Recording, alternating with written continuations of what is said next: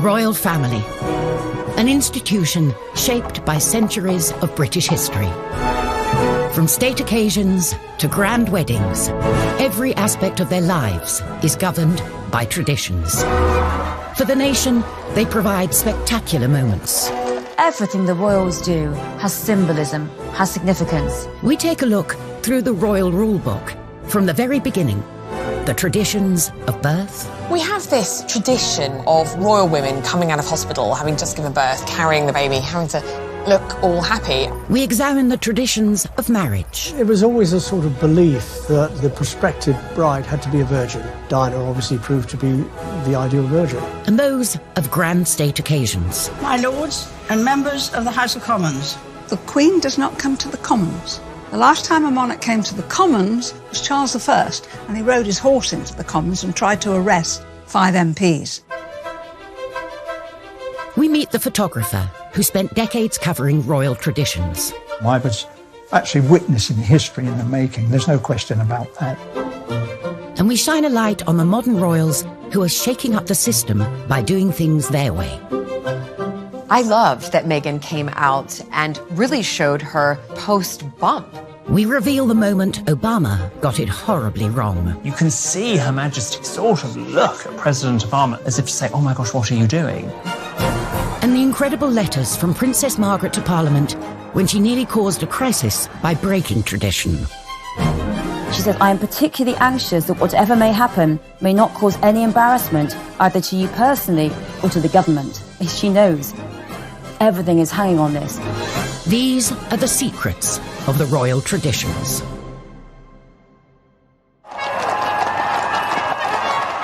Royal traditions take centre stage in our nation. Grand ceremonies with thousands of years of history form the very fabric of our society. These royal occasions, rich in pomp and ceremony, set us apart from the rest of the world. The Queen sees tradition, sees ceremony as absolutely vital to maintaining the strength of the monarchy. That, to me, is what makes the royal family the royal family. It is the kind of protocols and traditions that they've had for centuries. When it comes to traditions, royal marriage is steeped in them. But as a result, monarchs can't always marry who they want.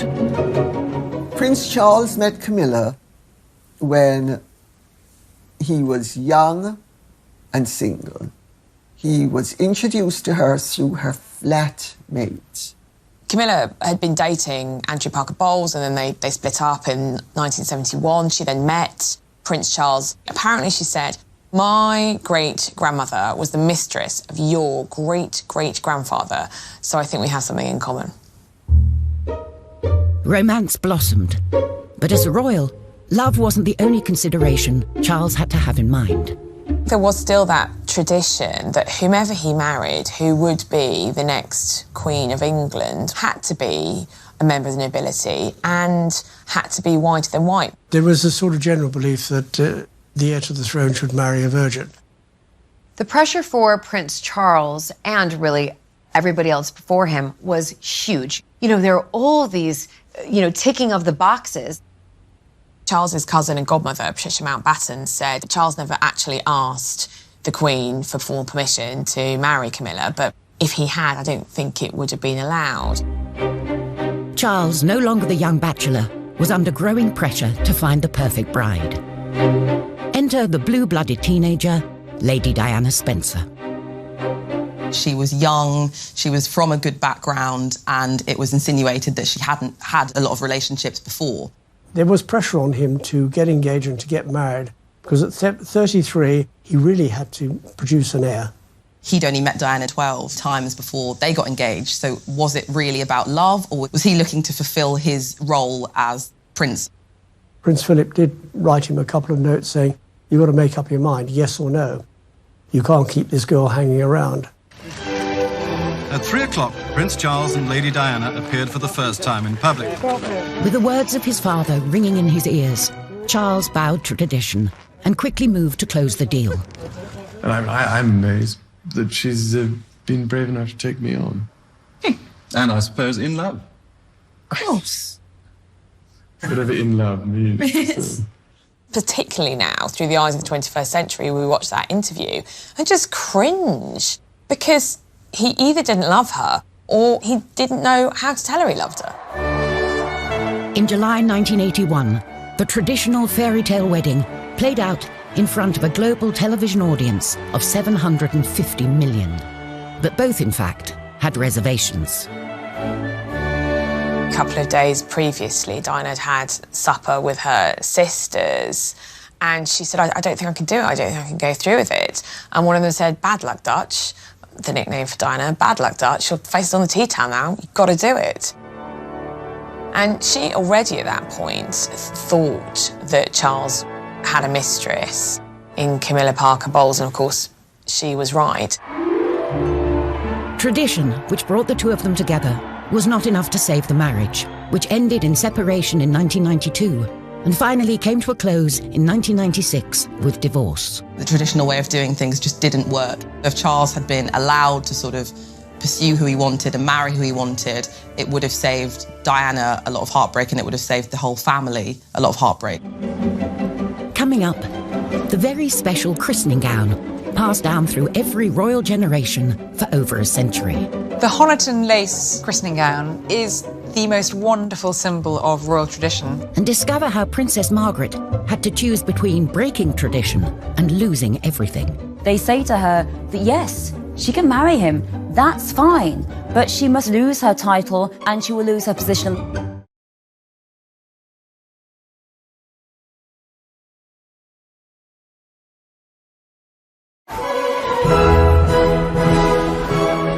Royal traditions.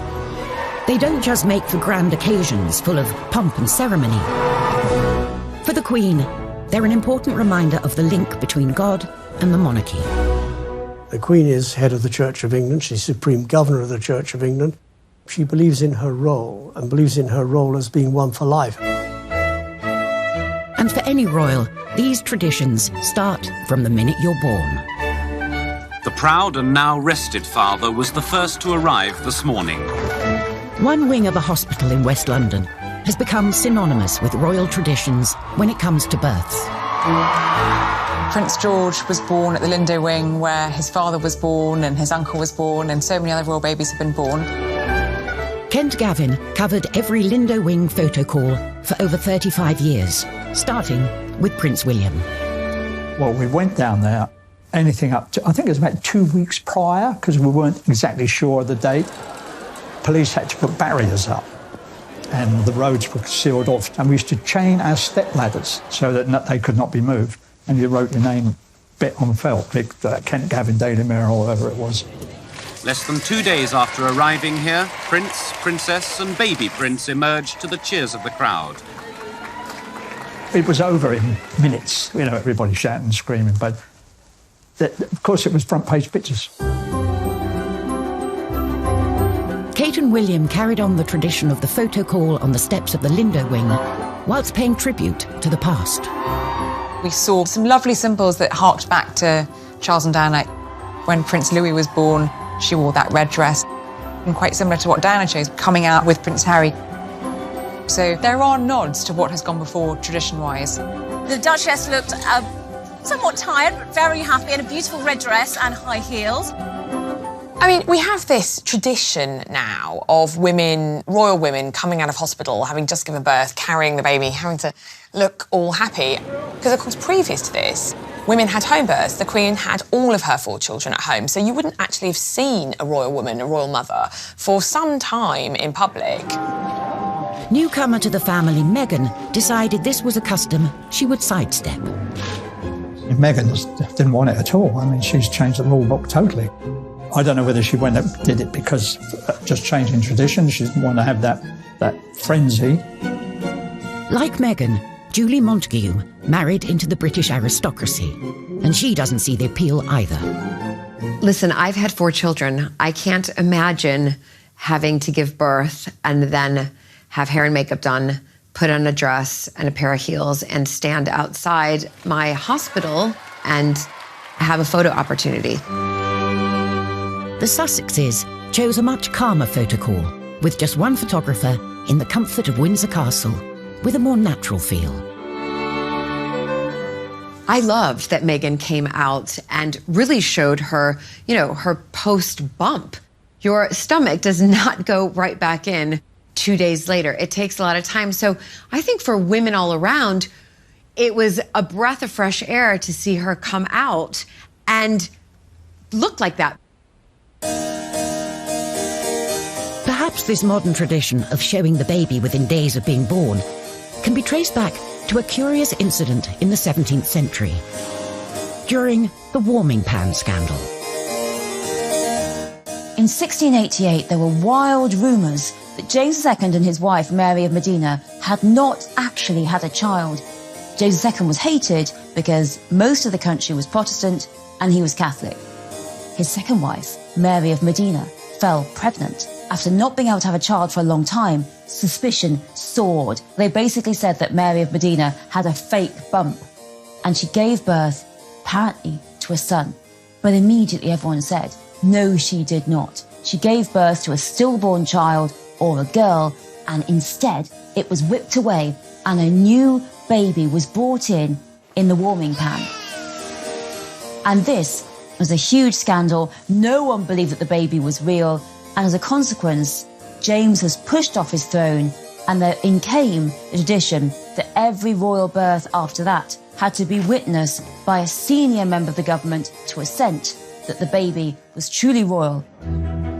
Thankfully, no such scandal with the more recent royal births. And when it comes to traditions, first on the royal baby to-do list is the christening, where everything down to the gown has a story. So the Honiton lace christening gown is the most wonderful symbol of royal tradition when it comes to royal babies. It was the christening gown that Queen Victoria and Prince Albert had made for their first child, Princess Victoria, for her baptism in 1841. Made of fine lace from Honiton in Devon, it was used as the christening gown for every king, queen and minor royal for 163 years, including our current queen, for her christening in 1926, and Prince Charles in 1948. Here is the first picture of His Royal Highness Prince Charles of Edinburgh, second in the line of succession, just 4 weeks old.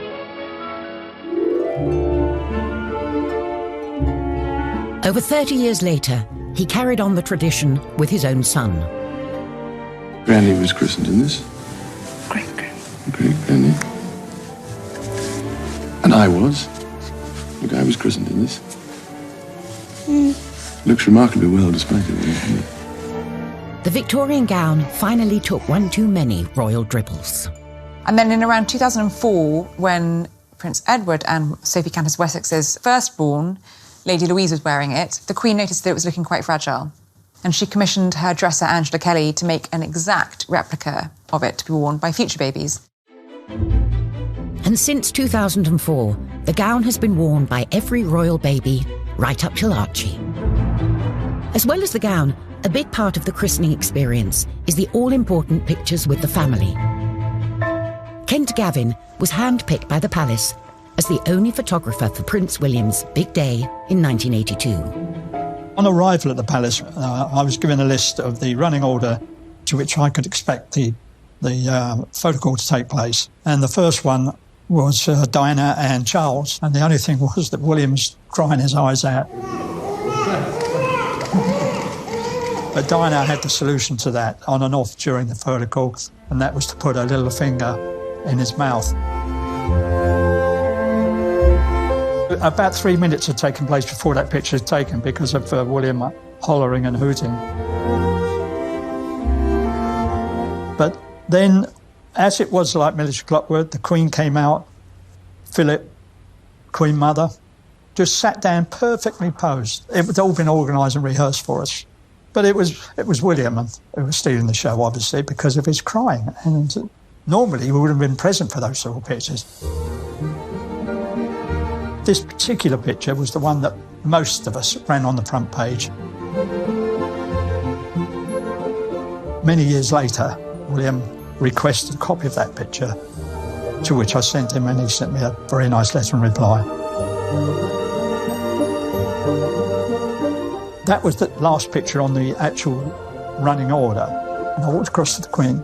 I said, "Excuse me, ma'am, but There is one very important picture missing, and that is the Queen Mother, the oldest and the youngest.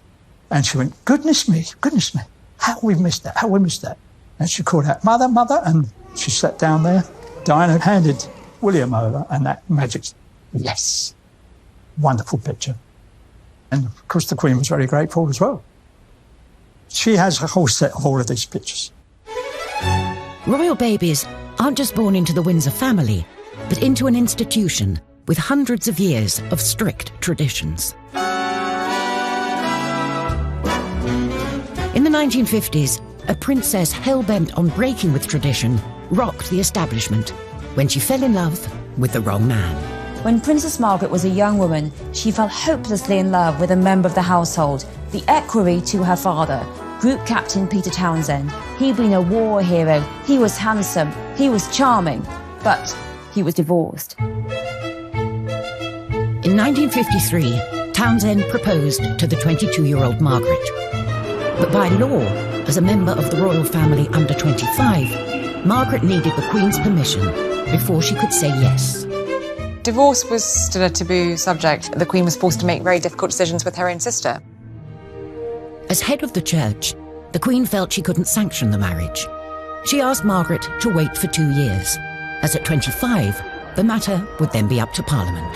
They knew that there was every likelihood that if they bought time, they might be able to sabotage Margaret's relationship with Townsend.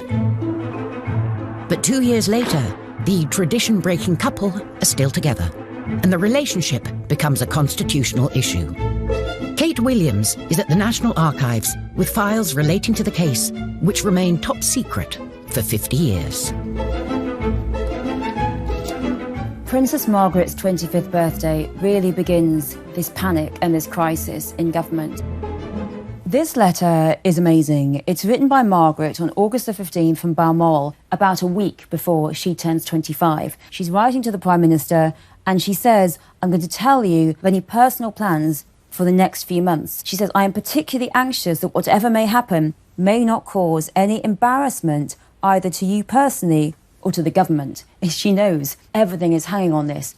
My birthday on August the 21st, it will encourage every sort of speculation about the possibility of my marrying Group Captain Peter Townsend. She says, I'm not going to see him over my birthday, but in October, I shall go to London. It is only by seeing him in this way that I feel I can properly decide whether I can marry him or not.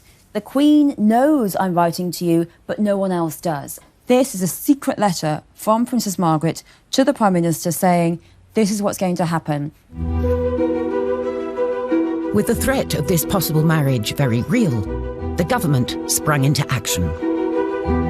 This letter is from the Cabinet Secretary, Norman Brooke, and it's written the day after her birthday, and it is advising the Prime Minister on what to do next. And he's saying, I am quite clear that this is not a matter for the Prime Minister alone, and crucially, it's not just the British government, it has to be the other Commonwealth governments. They all have to be consulted, and they all have to agree.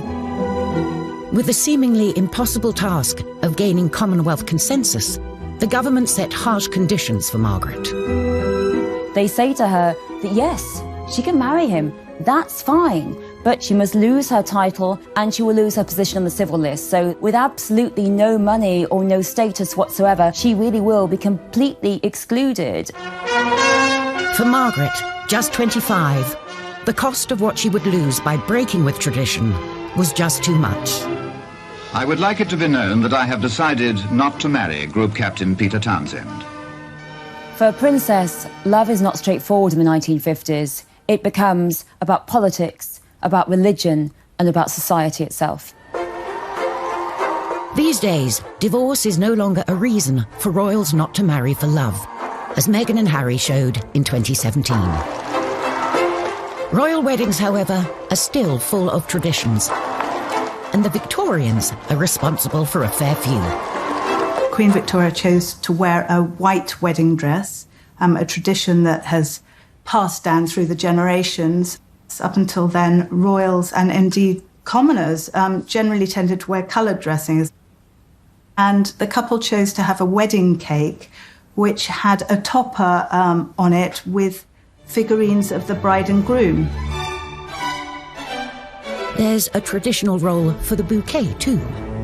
Their eldest daughter set another tradition when she picked some myrtle from Osborne House for her wedding bouquet. And again, it's something we've seen with both William and Kate and Harry and Meghan. The Queen Mother started her own tradition when she put her wedding bouquet on the grave of the unknown soldier in Westminster Abbey. Obviously, she lost her brother in World War I, so she was probably thinking of him.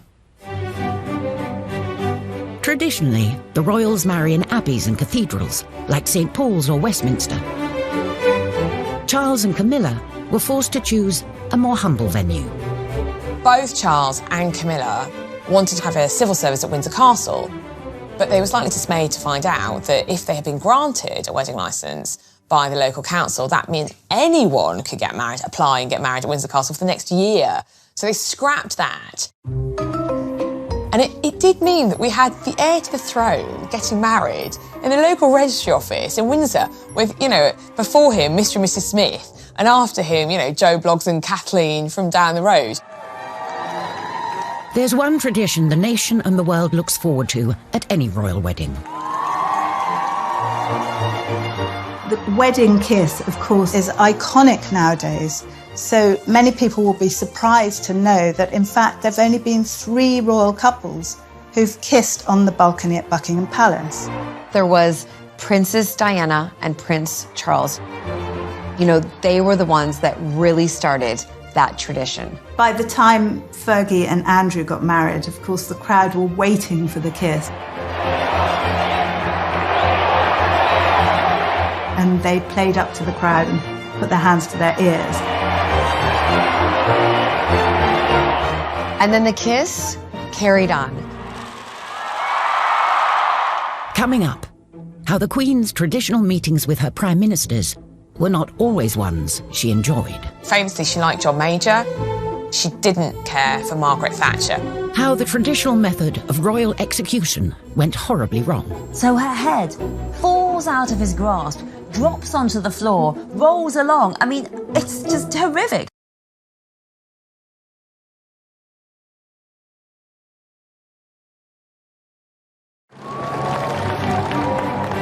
Our Queen, the longest-serving monarch in British history. For 67 years, she's been front and centre at every ceremonial event, from trooping the colour to state opening of Parliament. If the Queen were a stick of rock and you cut it through, you would read duty written on her insides. As head of state, it's the Queen who has to give final sign-off before any act of Parliament can become law.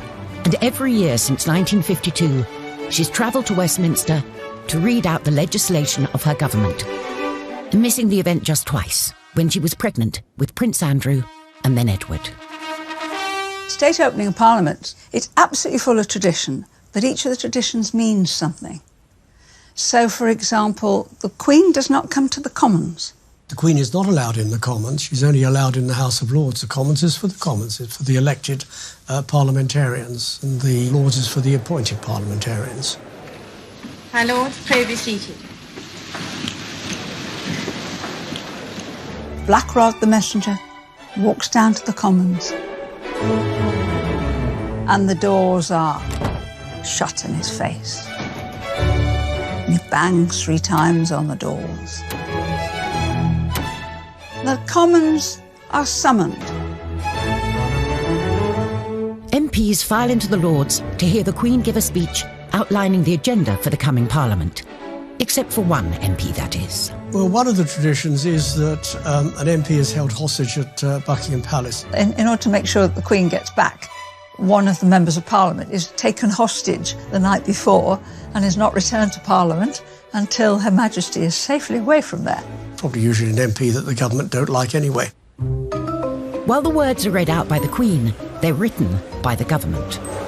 My Lords and members of the House of Commons.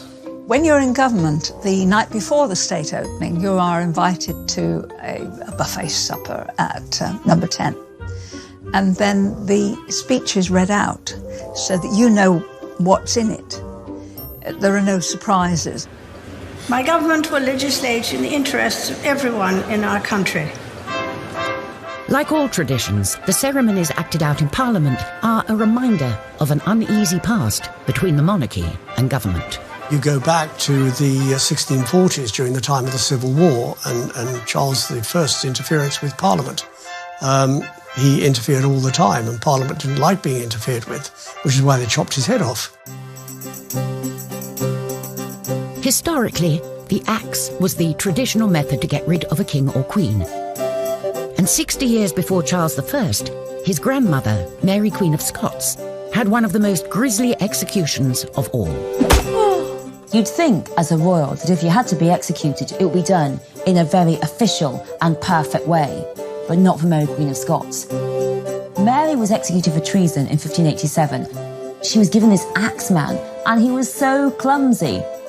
First go, he just bashes the back of her head, and she's heard to groan. The second go, the head's still attached. Finally, at the third go, he gets the head off. He holds up the head to shout, "God save the Queen," by the hair. But Mary was wearing a wig, so her head falls out of his grasp, drops onto the floor, rolls along. I mean, it's just horrific. The spectators in this public execution are shocked and horrified. What a dreadful, horrible public execution for this woman who had been known as one of the most beautiful queens in the world. Thankfully, the monarchy is on a more stable footing these days. And as head of state, the Queen carries out her duty by regularly checking in with her Prime Minister. The Queen traditionally meets with the Prime Minister weekly for an audience, tends to be on a Wednesday. They meet for between half an hour and an hour. The idea is that the monarch is briefed on what's happened in Cabinet from the Prime Minister's viewpoint. The Queen's had a business-like relationship with her Prime Ministers, but there's some that she's liked more than others. She was very fond of Harold Wilson. She was very fond of Jim Callaghan. Famously, she liked John Major. She quite liked David Cameron. She didn't care for Margaret Thatcher. Margaret was hugely deferential. She adored the monarchy and would be almost kind of crawling, which irritates a strong personality, doesn't it? And Margaret Thatcher may also have rubbed the Queen the wrong way when, in 1982, she took the salute from the armed forces, a role usually reserved for the Queen. Margaret wouldn't have done anything deliberately to insult the Queen. Oh, no. Margaret was very traditional and would have deferred immediately. So there's obviously been a breakdown of communication somewhere that actually that's the Queen's job. On the other hand, she did rather do this a little bit in her later years. While the rest of Parliament is on their summer break, the Queen hosts the Prime Minister in a supposedly relaxing gateway in the Scottish Highlands. Every year, again, another tradition, every Prime Minister is invited to a long weekend at Balmoral where the Queen spends every... Kỷ niệm xưa mãi sống trong cuộc đời tôi, thật tin tôi thơ.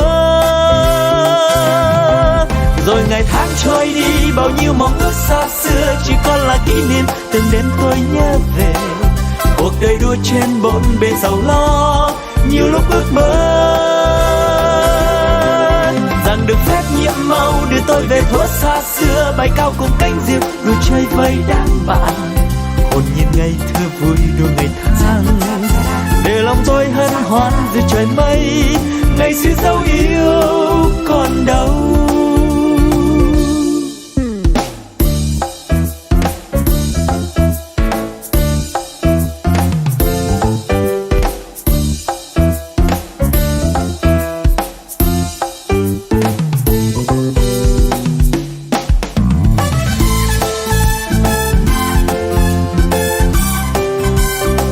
Summer.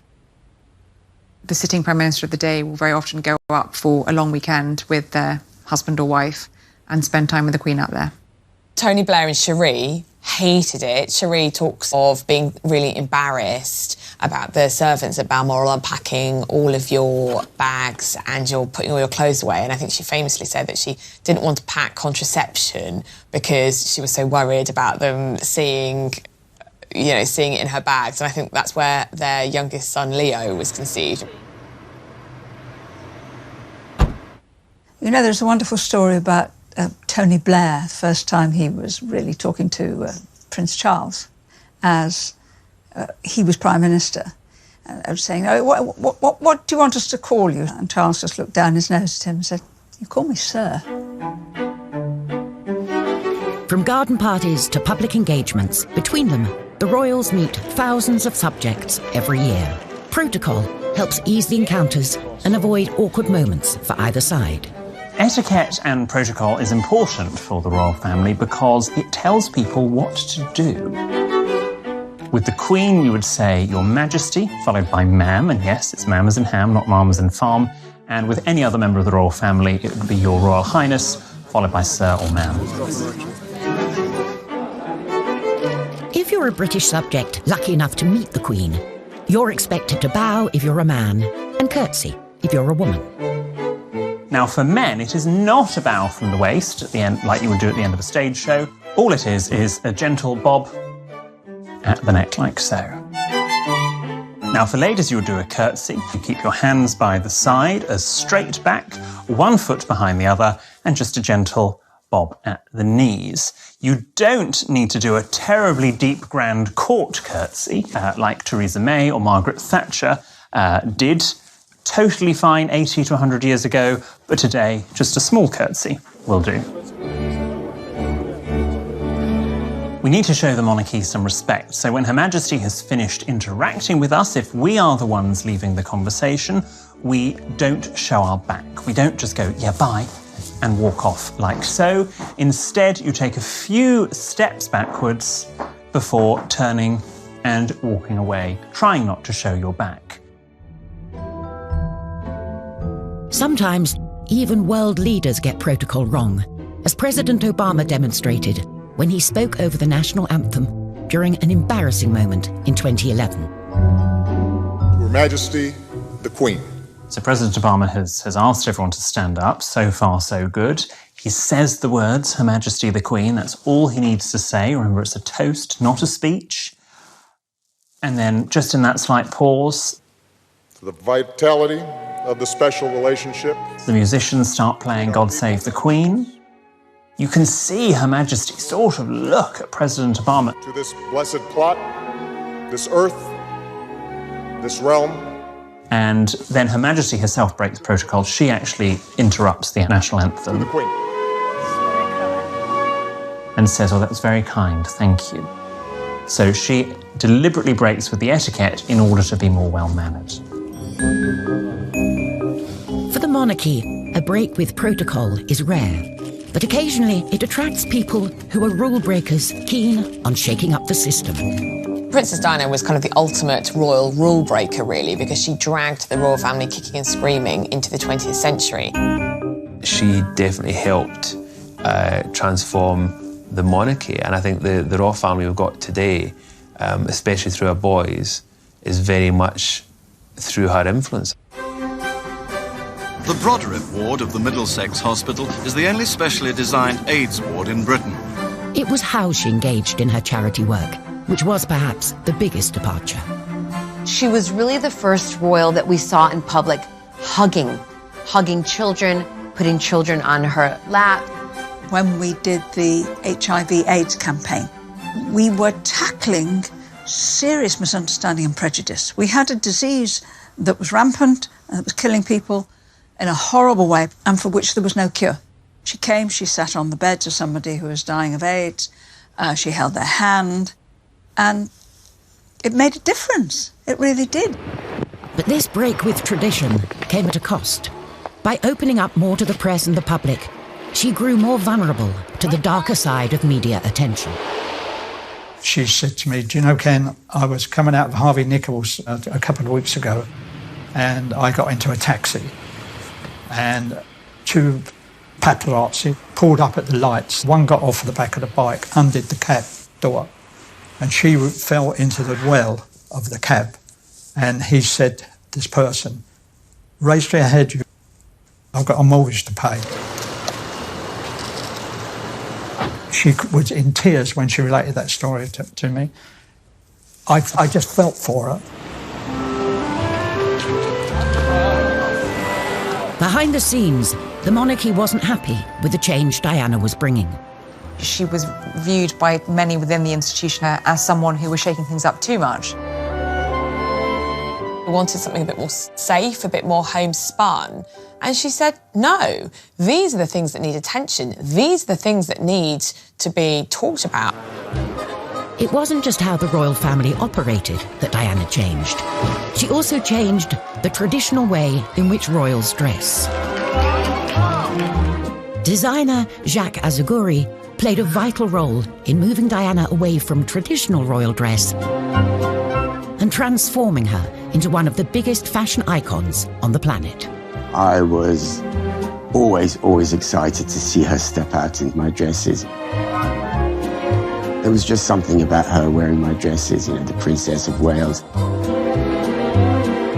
And also the process leading up to her wearing that dress was always so friendly, so comfortable and exciting. This is one of the first times that she kind of went a little bit modern. It was, I'd say, probably about 4 inches above the knee, which for a princess was very, very short. Red was one of her strong favourites. As you notice, it had a little opening down the front. She wanted to actually wear it to there, showing a little bit of midriff. Of course, we didn't allow her to. Another famous dress Diana wore during an important night in 1995, where she smashed a vengeful fist through every conceivable royal protocol. It was the night of the bombshell Panorama interview, in which she made a series of startling claims, including, there were 3 of us in this marriage. She called me actually 2-3 nights before the interview was going to go live. And she says, Jacques, I need a dress. I've done an interview. I haven't said anything wrong. And I'd like to wear something really stunning and sexy. And I took 3 black dresses from the shop because, the royals are not usually able to wear black unless it's for mourning. But of course, now she could wear any colour she wanted. We unzipped them out of the bag and straight away she said, that one. And she wore this attending a cancer fundraiser while the interview was going out. And again, the décolleté on here was very low for the time. Her birthday was coming up in July, and that's where we come to the birthday dress here. She was meant to be wearing another dress for the Tate centenary, but I think as a thank you to me, she actually wore this dress. This was Diana on her 36th birthday. It was really a time of her breaking away from her past, really, the traditions, the royal protocol, and moving on with life as she really wanted to live it. And sadly, that was the last time she was seen in public with, a full evening gown. Dear Jacques, I was quite overcome on opening the parcel. I'm absolutely thrilled to have been given such a beautiful dress for my birthday. Thank you more than I can possibly say for making this day particularly special. Lots of love, Diana. Coming up, Meghan Markle's bumpy introduction to the world of royal traditions. Meghan was criticized for one of the most minor things I've ever heard about, like having a messy bun. And how the royals are kickstarting new traditions fit for the 21st century. When Sussex Royal came about, it racked up over 3 million followers in less than 24 hours, and that broke a Guinness World Record.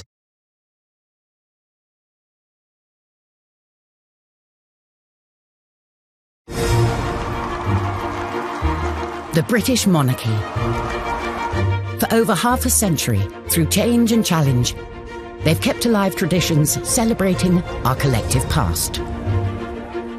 The Queen has been the absolute constant. She's lived through the swinging 60s, the miners' strike, the social media age, and she's still here.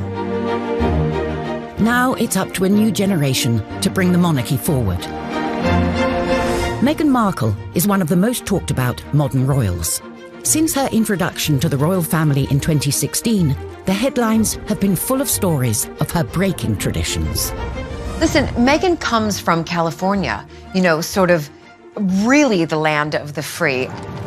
And then all of a sudden having to move over to this country, marry into the royal family. There's a lot of rules and really regulations that she has to follow. It must be a real shock for Meghan because she was this independent Hollywood actress doing what she wanted, essentially. And now something as innocuous as her closing a car door, headlines around the world. She's closed her own door. Oh, my God. Meghan was criticized for one of the most minor things I've ever heard about, like having a messy bun. I mean, honestly, please find something else because I actually thought that messy bun was really cool. Meghan shouldn't have worn black nail varnish. I mean, honestly, there is no protocol on what colour nail varnish a royal woman should wear. If anyone's criticising Meghan for not wearing tights, let me tell you something. Sarah Ferguson, Duchess of York, didn't wear tights. I was at an event as minister where she came to do an opening, and she turned up actually looking scruffy, which is a no-no, because the people who are there, they come to see the magic and the style and the grace of royalty. Kate, who stuck to the traditions rulebook, received the opposite criticism from Meghan when she was labelled robotic. I get to see them privately, the royals, and drinks receptions, and she's actually got a wicked sense of humour. But I don't think Kate feels that she can ever kind of let that show publicly, because that's not really what's expected of her as the wife of a future monarch. The young royals are creating new traditions fit for the 21st century, thanks to the new digital age. The social media development, you know, in the royal family has been a big thing in the last few years. You've seen Instagram accounts. But when Sussex Royal came about, it racked up over 3 million followers in less than 24 hours, and that broke a Guinness World Record. So you can see that there's definitely an appetite for people wanting to know what the royals are up to all the time. And it definitely gives them much more control over the story that they want to tell. For Prince William, being able to take back control is personal. William and Kate rarely allow their children to be seen in public, so their presence here guarantees a media frenzy. I was on a shoot with Prince William. We were talking about how things were regarding his mother. And he said, I can assure you that I will never, ever let happen to my wife or my children to what happened to my mother. Kate has increasingly taken the tradition of royal photography into her own hands. The royals are issuing and controlling their own images. I'm not on about the public events. I'm on about the birthdays or the special event. You get these lovely pictures that Kate issues. It's taking the sting out of paparazzi, if you like. As is tradition, the monarchy will one day pass over to Charles. I think Prince Charles, in many ways, will be a very good sorbet monarch. He'll be a lovely palate cleanser between what we have now and what we will have in the future. Charles, I think, sees the future of the British monarchy similarly to some of the European monarchies, which have kind of massively slimmed down. We've seen that in balcony appearances. You know, we've seen just the Queen with Prince Charles and Camilla and his sons and their spouses. And unlike the Queen, whose opinions remain secret, Charles has already expressed his views in public on topics ranging from the environment to architecture. Charles, I know that he is itching to get involved in government politics and itching to get involved in lobbying at that level, but of course it's not allowed, so it's going to be really interesting to see whether or not he can hold back. So I can only urge you to think of your grandchildren as I think of mine, and of those billions of people without a voice. What he will find very hard to do will be to curb his statement of his opinions or pushing the government to do things. We don't want the royals to take sides. We really don't want the royals to express opinions on things. Whoever is on the throne and whatever they wish to express, one thing is for certain. These royal traditions, which have been at the very heart of our nation and monarchy, will remain. This is what makes the United Kingdom, this is why we get the number of tourists we do get, because we do have traditions, and our traditions go back historically hundreds of years, and it's important that we maintain them. Royal traditions are like the fulcrum around which the family circulates. Individuals come and go, but the royal traditions are always there. All those great British traditions will remain. That is what makes the royal family the British royal family.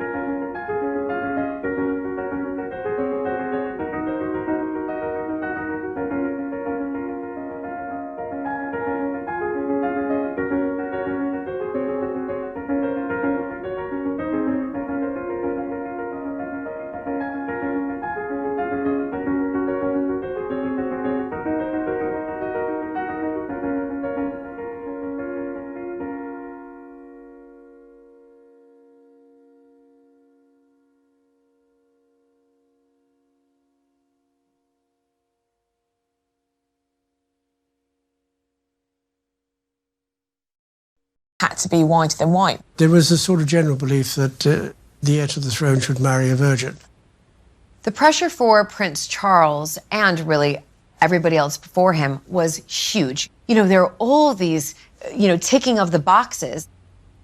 Charles's cousin and godmother, Patricia Mountbatten, said Charles never actually asked the Queen for formal permission to marry Camilla, but if he had, I don't think it would have been allowed. Charles, no longer the young bachelor, was under growing pressure to find the perfect bride. Enter the blue-blooded teenager, Lady Diana Spencer. She was young, she was from a good background, and it was insinuated that she hadn't had a lot of relationships before. There was pressure on him to get engaged and to get married, because at 33, he really had to produce an heir. He'd only met Diana 12 times before they got engaged, so was it really about love, or was he looking to fulfil his role as prince? Prince Philip did write him a couple of notes saying, you've got to make up your mind, yes or no. You can't keep this girl hanging around. At 3 o'clock, Prince Charles and Lady Diana appeared for the first time in public. With the words of his father ringing in his ears, Charles bowed to tradition and quickly moved to close the deal. And I'm amazed that she's been brave enough to take me on. And I suppose in love. Of course. Whatever in love means.